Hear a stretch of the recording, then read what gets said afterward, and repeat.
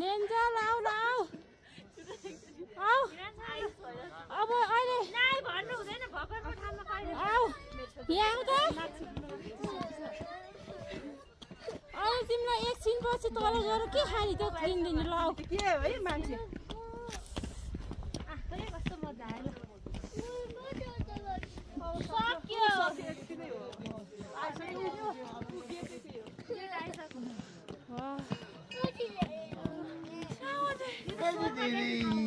स्वर्ग आउन सजिलो हुन्छ त हामी स्वर्ग आयो नि त